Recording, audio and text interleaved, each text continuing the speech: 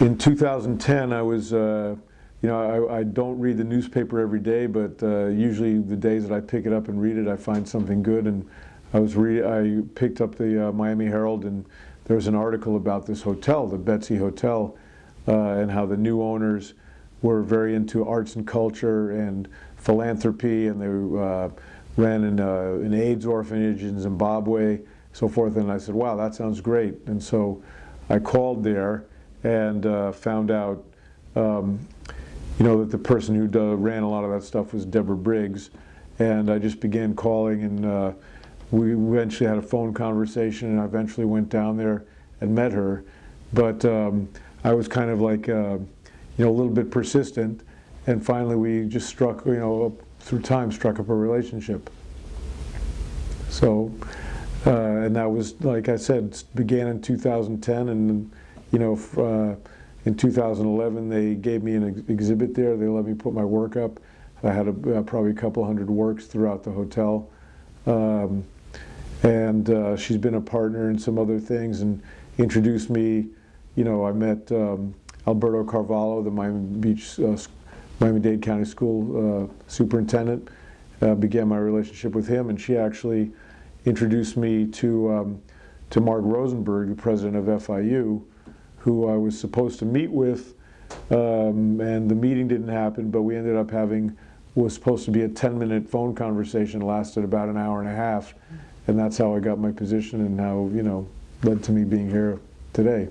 It's interesting because I found that a lot of times I see something in the newspaper that it interests me, and I reach out and find the people.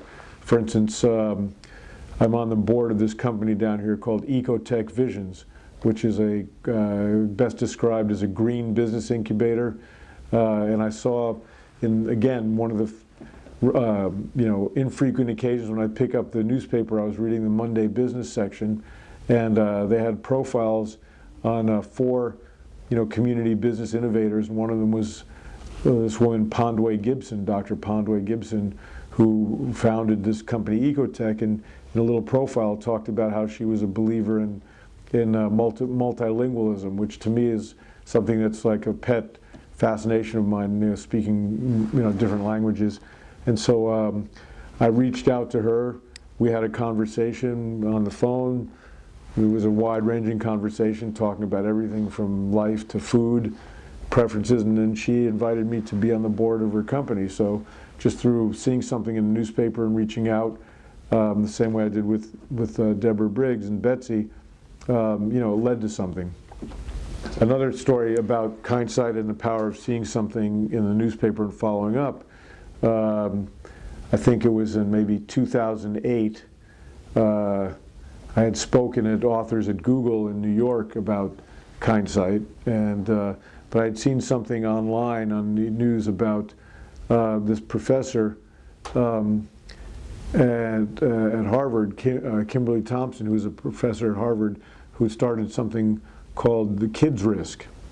And Kids Risk was an organization that dealt mainly with medical risks, polio and things like that, but it also talked about the effect of violence in the media on young minds and so forth. And that was an area that interested me, has interested me for quite some time. So I reached out to her and somehow got in touch with her, and we began a dialogue, and that led to me being flown in and becoming a speaker at the Kid Risk Symposium at Harvard University.